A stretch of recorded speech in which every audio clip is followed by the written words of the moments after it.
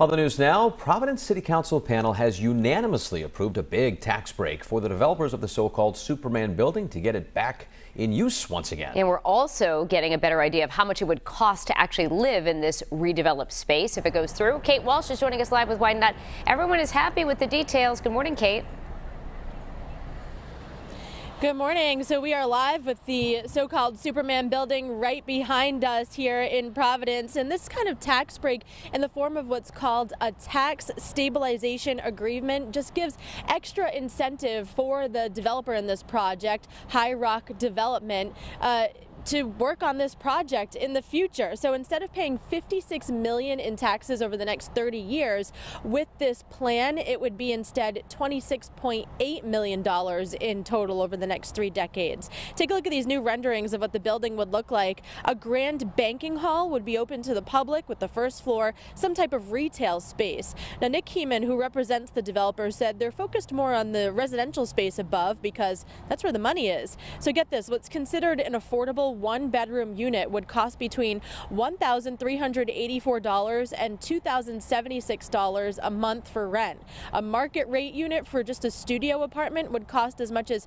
$2,289 a month, and a 3-bedroom could cost as much as nearly $5,300 a month. Some residents in the audience last night opposed this tax break proposal, saying they wouldn't even be able to afford living there. But the laborers union applauded the decision. They're expected to get about 1,600 jobs from the project.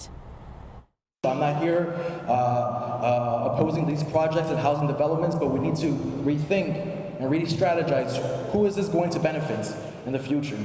Working people or wealthy elites from Boston and from New York? There's some people behind me that are saying that we can't afford to do this. Well, I'm going to suggest to you all, as leaders of the City Council, you can't afford not to. Now, after last night's vote by that special committee of the City Council, the whole City Council has to vote on this plan and approve it twice before it can go to Mayor Jorge Alorz's office for his signature. And speaking of mayor, we know Brett Smiley is the mayor-elect after Alorz's term is up, and you'll hear from Smiley about what he thinks about this plan in the next half hour. Live in Providence, I'm Kate Walsh, 12 News. Top story this half hour, Providence City Council has to vote on whether they want to give a major tax break to the developer of the so-called Superman building. City Council committee voted unanimously last night in favor of this 30-year tax stabilization agreement for the developer. They're called High Rock Development. Kate Walsh is live in Providence, though, with why not all taxpayers are on board with this. Kate?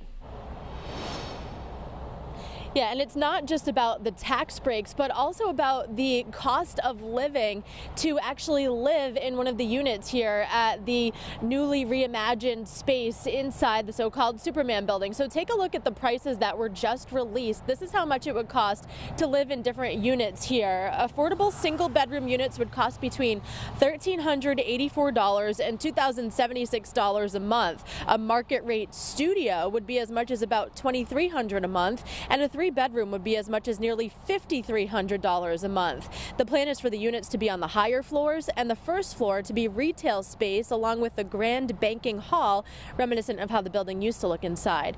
While construction workers are applauding the jobs this project will create, and city leaders applaud the fact a major part of the skyline here won't be vacant anymore, some residents are concerned about the tax breaks approved last night, allowing the developer to pay $26.8 million instead of $56 million in taxes over the next 30 years.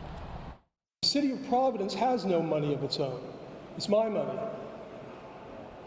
It's my money. And I don't want High Rock's hand in my pocket. They should go and scare up the money like anyone else does, like I have to do. So in case there was any doubt about whether the next mayor wanted to support this same proposal, he does.